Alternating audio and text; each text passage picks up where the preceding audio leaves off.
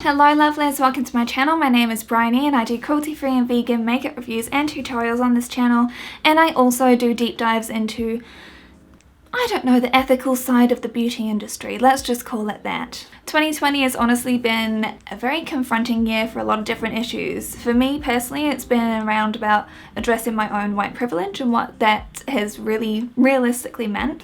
Others, like our essential workers, not being paid enough, not being paid a living wage, and basically not being treated like people. And of course, addressing the fact that capitalism is destroying the planet and we can literally see it in front of our eyes now.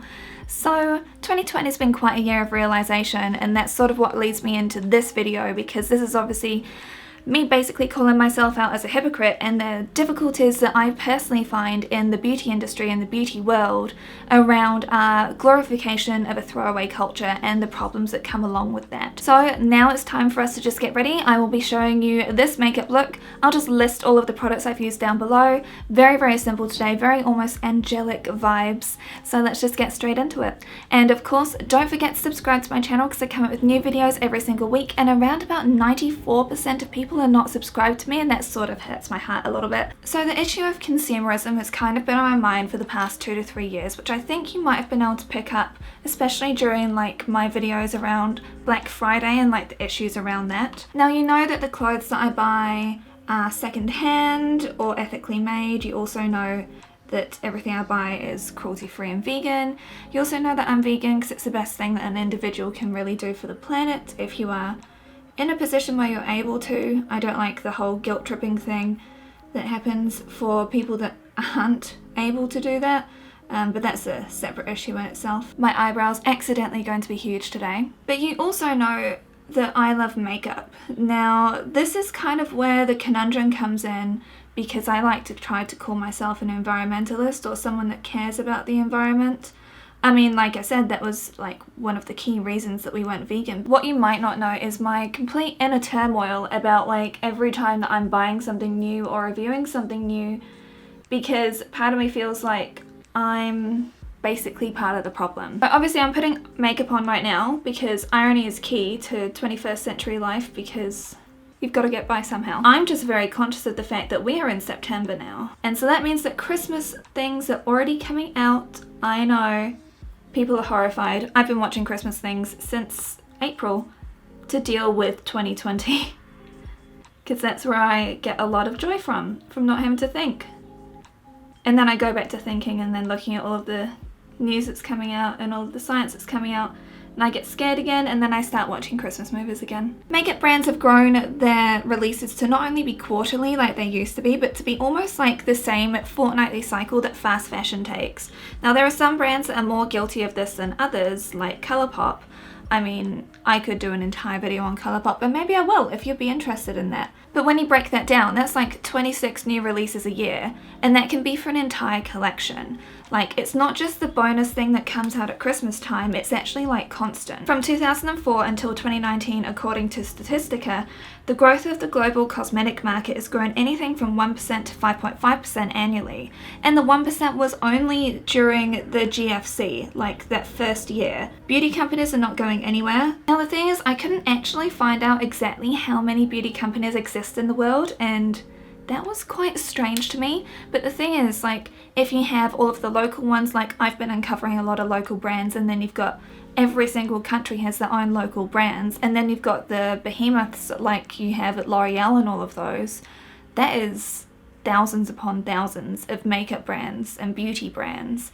Like, whether you count it as being like body care as well as like skincare as well as makeup, like there's a lot of different things that come into play here. I didn't wash my makeup brushes before this video, I'm sorry. Now honestly, I have zero judgment for entrepreneurs like going and trying to do something different in the beauty community, like shaking things up, hopefully doing things more ethically as well, making things more inclusive. Like, honestly, I think that that is actually something to be applauded and something that we should be looking out for, and it's definitely something that I try to look out for. I just applaud people like for being inventive and trying to get their coin and following their dreams. Like, I think that that's a really good thing. My issue is that with such a saturated market and products coming out constantly all the time from all of them, because the pressure is on to be constantly new and relevant, and then you have all of these products that just aren't being restocked, they're not getting refilled, you have very limited edition things that come out all the time, and it's like, well, that's not really sustainable in itself, because you have like all of this new packaging that's specifically designed just for this one little thing, and it's just this continual cycle, and nothing is permanent anymore. It's just like a glorification of the temporary, and that's where my issue lies. I do know of a lot of green beauty brands who are particularly good about addressing certain issues, and I think that that's great. I mean, even some of them come out with like limited edition things, and I'm like, I don't know, I don't like the glorification of limited edition. I just have an issue with it. The thing is that more isn't more these days. More is a thing that's causing the sky to turn red in America and mean that people can't breathe. Like, more is what's polluting our waterways. More is what is making trash dumps in the ocean. Like, that's what more gets you. That's why I'm really addressing my own hypocrisy here. Now, there are a few reasons why all of this kind of happened. 1, we don't use cosmetics often enough and then they go off. 2, we buy too many things due to the buzz and then throw things out sooner because they're no longer relevant. 3, the products aren't good and they get thrown out. And 4, the product we like is no longer getting made, so we try something else and don't like it, and then that loops back into number 3. And personally, I think that it's really a combination of all 4 of these things that's really gotten us into this pickle. It's honestly been something I've been noticing more and more across the board, across all brands. And that's where my issue is really coming in, because it's like they've just taken inspiration from each other, and it's like, this is how you win at capitalism. It's not the best game to win at.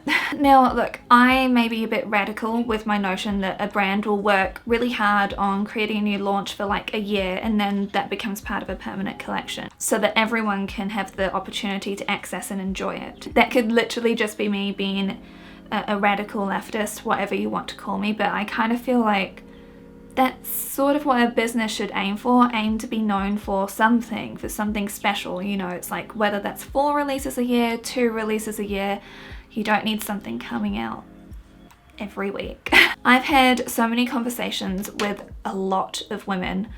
I mean, sadly, I don't know any men in my real life that wear makeup because, I don't know, reasons in a very conservative workforce, I suppose. So they're not heavily invested in the beauty community, and they run out of their favorite product and struggle massively to understand why the brand did it and to find replacements. I mean, honestly, not everyone wants to live in this like constant fever dream of consumerism. Like, I certainly know that I don't. So you kind of see this phenomenon of what ends up happening is the fact that you have to go and buy a new product by the same brand, but they've actually just gone and improved that formula. So then you're just trying out this new thing and like, why is this new product smaller? And this formula seems to wear down faster. Say, for example, you get a lipstick.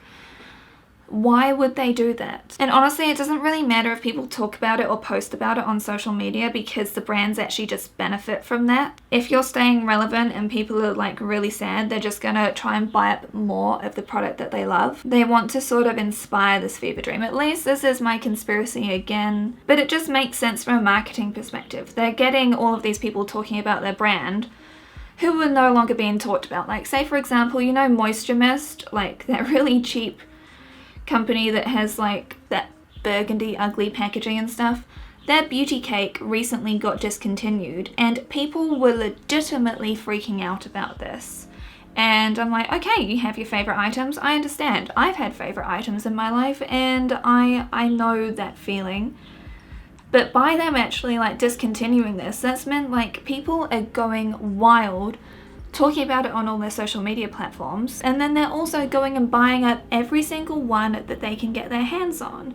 And it's like, who is this ultimately benefiting? Instead of these people finding alternatives, they're just like buying up this brand, talking about it, raising the awareness and popularity of it again, and then the product's going to get discontinued anyway, so they're going to still have to find something new. So it creates the brand recognition, and then also this FOMO sensation where you must buy everything that you possibly can. And then it sells out just because like scarcity bias is a thing. The issue is that we've got all these other brands cottoning onto this notion, And Colourpop was kind of built this way. I've even noticed it with other brands that I really like. I've even seen it with like green beauty brands, which is strange because I wouldn't think that a green beauty brand would want to bring something out that's limited edition. Because for myself, as someone that like does tutorials, that does makeup looks, I want people to be able to like buy these products at no matter what stage. And that's kind of where the issue really is, huh? The number of new drops that turn up are never ending. It almost feels like a 24-hour news channel with so many new things constantly coming up on Trend Mood and videos all about these new products with like yes or pass, hit or miss, will I buy it, why I buy it, new in beauty, like whatever it is. It's just like it really does feel like it's a constant news cycle. And also the thing is, like, when something drops, my feed is utterly inundated with posts about the new brand or the new product for like up to a week. And then once it's gone, do you see these people actually regularly talk about these items anymore or post about them when they post on social media, list that they've used them? Normally not really. It's just like a first impressions, bam, and then it's gone. And like, you know, with me, I do not like first impression.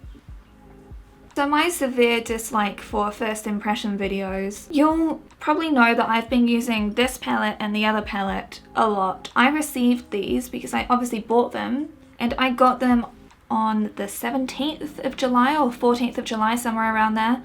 We're now in the middle of September and I still have not got a full review for you because I'm still trying out all of these colours and all of those colours, and I want to make sure that I know whether to recommend a product or not and let you know like the things that are really good about it, the things that could be improved, and which one to get. Like, I want to give you a fulsome review.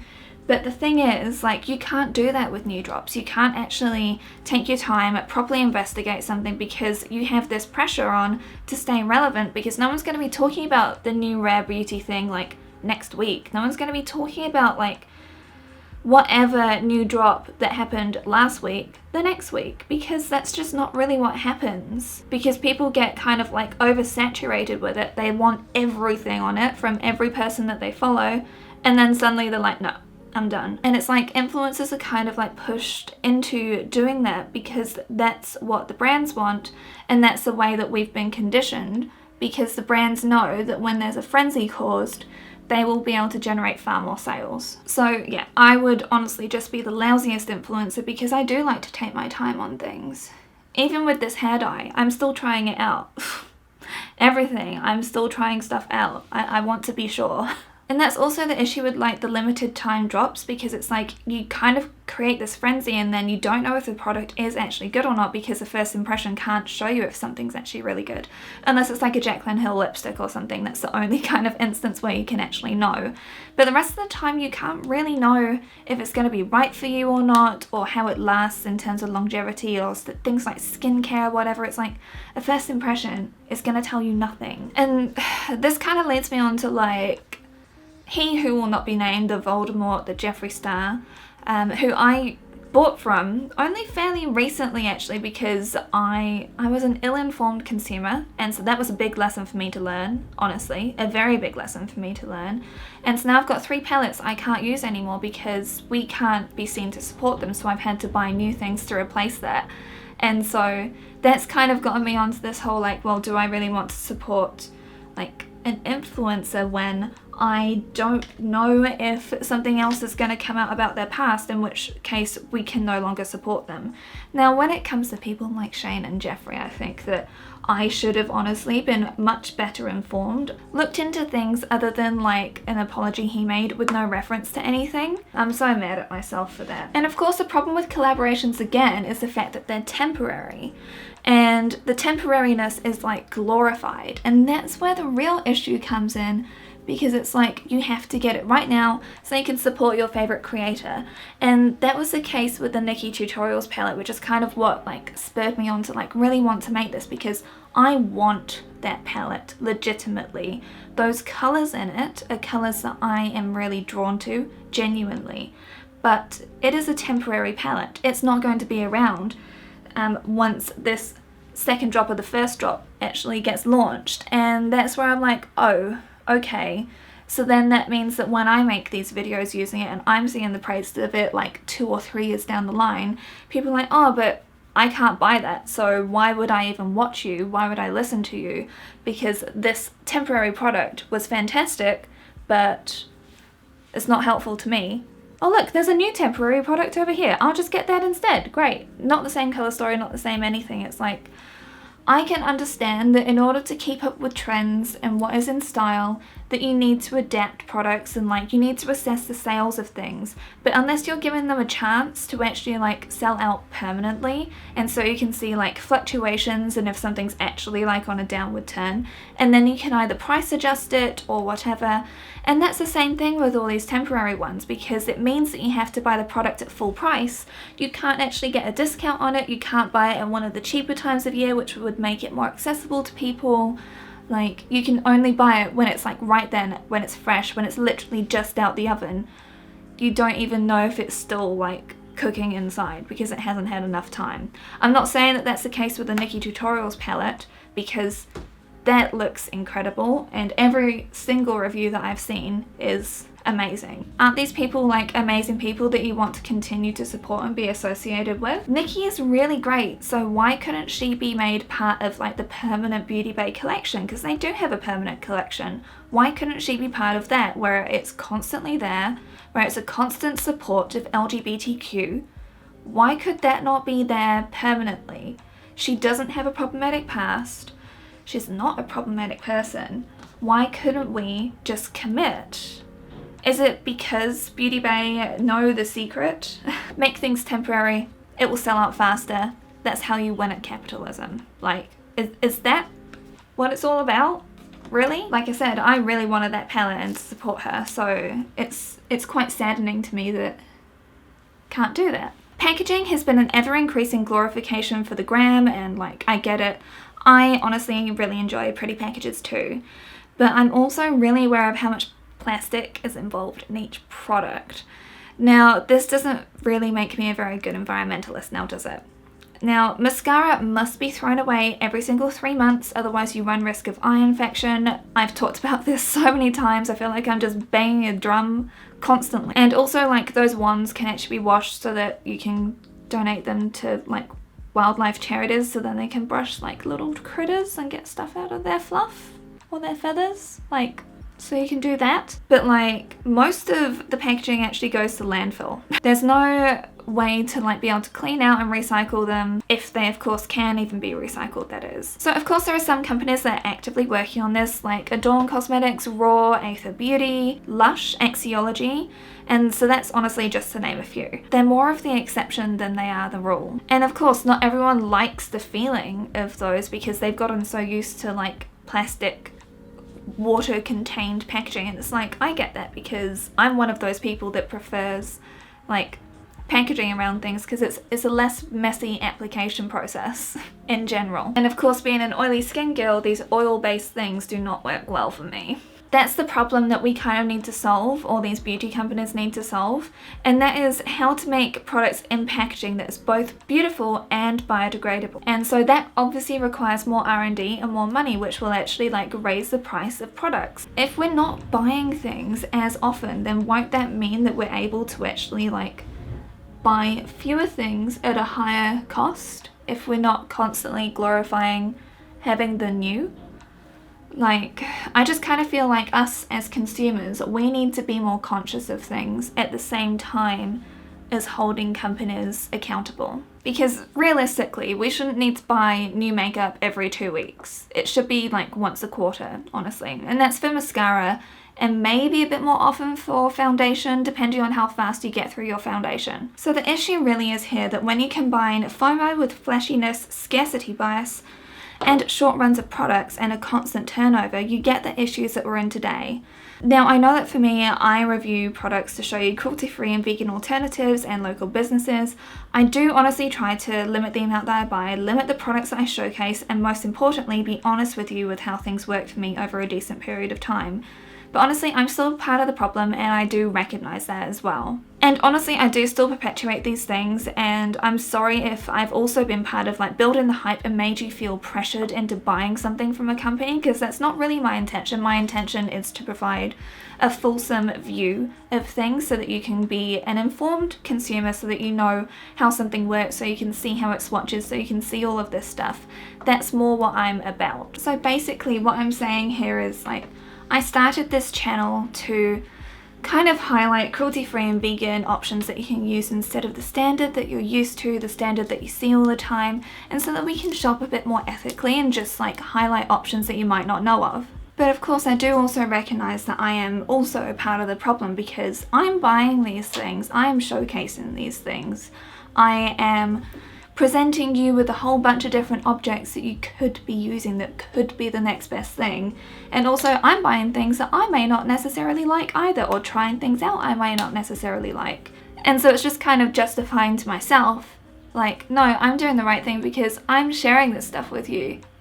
So then you don't need to go buy it all yourself. Should I be doing that? I don't know. What I'm saying is basically that I'm certainly not perfect. No one honestly is perfect, and there's a lot of ways that I am trying to learn and grow. There's a lot of things that I personally am trying to do to be a better environmentalist, to show you stuff that you could actually really enjoy. And again, that's why I do try to be as honest as I can. Does this mean that I'm stopping my beauty reviews? Absolutely not. I'm going to actually continue with them, but again, I'm still looking into these companies a lot. I'm trying to make sure that I'm addressing a whole different range of price ranges, and I'm also going to continue to try to make sure to have more of a local focus and an indie focus instead of like the big brands, because basically everyone can tell you about them. But also I know that there are people like me that have very problematic skin, large pores, oily skin, scars, texture, a lot of issues, so I will continue to showcase those products that do actually work for that, whether that is a smaller brand or whether it is a bigger brand. Like for me, I still find that the e.l.f. foundation and concealers are fantastic for me. There's a controversy around consumerism, but I will continue to be doing this stuff. I just kind of wanted to do this video to raise awareness around the fact that we as consumers shouldn't be buying new makeup every couple of weeks. We shouldn't be expecting this to have zero impact, because it absolutely does have an impact. And that's why when it comes to like limited edition things, really question it. Like if you genuinely do love those products, then I absolutely say to buy them. But for me, I'm not going to be buying limited edition products just because, even though the designs are super cute, even though I still really want to support Nikki, I'm not going to be doing that, because for me it's not really in line with my ethics to give you a long-term view so that you know long-term solutions that you can use instead. Like, I like it when brands come out with new things which are genuinely innovative, and I think that that should continue, but I don't think that we should be in this constant cycle of like, oh my god, the next thing, because we should be getting more fulfillment from within, from things that we're learning. Like, I know that for me, I personally don't watch very much makeup content because I'm more interested in like the bigger things, and that's why I've started to shift my channel towards the bigger things as well, because I sort of feel like none of us are really here to just be sold to. And I don't want you to feel like I'm selling to you. And of course, like I've said before, even when companies do send me products, I'm still gonna be honest. And I've kind of annoyed a few brands with my honesty, but I'm sorry, but if I actually want to uphold my standard of being a beauty editor at a magazine, I want people to know that they can trust me, so I will always be honest with you on what my experience is like. So all I'm saying is like, just to be mindful and trying to encourage that, because I know that it can be really easy to fall into a shopping addiction trap. Like, personally for me, I worked in retail for years and we had to wear new and current product all the time, but you had to constantly buy it. So that sort of set into motion that sort of mindset for me, which is really toxic, and I do not want to be promoting that. I don't want to be triggering people's shopping addictions. I don't want to be any part of that. So you typically will not see a haul video from me. You won't see anything like that. You'll more see deep dives into companies, you'll see deep dives into ingredients, and you'll see what I consider to be deep dives into products and how products work. Like, that's what you're gonna get from me, and I really am hoping that as a community, as a society, we are gonna kind of let go of that constant need for more, because obviously we know that it's toxic. We need less, we need better quality, we need things that are actually gonna help the planet. And yes, makeup is frivolous, but for me it's a mental health coping strategy. Like, personally for me, putting on makeup is actually really, really calming and soothing, and it's like a ritual to help me prepare for the day, to help me get ready, and I know it is also for a lot of other people. But I do hope that every single time that you watch one of my videos you learn something new, you might think a bit differently. Like, that's kind of my goal. Anyway, I think I've rambled enough, so that is the end of this video. And don't forget to hit me up on Instagram as well, because I'm always in the stories there, and I will post like probably every other day, but you can always ask me questions on there as well, because that's the social media platform I'm most active on, just because I don't really like the other ones. So I'll see you lovelies again very soon. Have a wonderful week. Bye! Oh, and also, please vote. Be an educated voter. Links are down below. For New Zealand, anyway, because this is New Zealand.